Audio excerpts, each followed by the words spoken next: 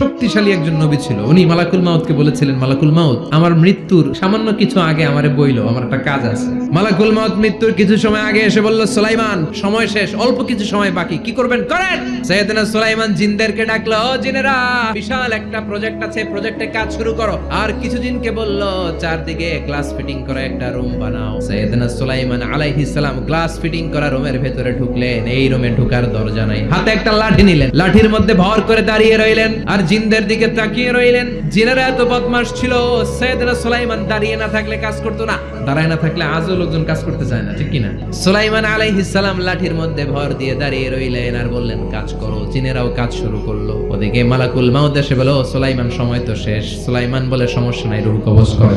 মালাকুল মাউত ওইভাবে লাঠিতে ভর দেওয়া অবস্থায়, দাঁড়ানো অবস্থায় সাইয়েদনা সুলাইমান আলাইহিস সালামের রূহ কবজ করে নিলেন। উনি এমন ভাবে দাঁড়িয়েছেন, রূহ চলে গেল, লাশ হয়ে দাঁড়িয়ে রইলেন। লাঠির মধ্যে দাঁড়িয়ে আছেন, জমিনের মধ্যে লুটিয়ে পড়ে নাই। সুবহানাল্লাহ।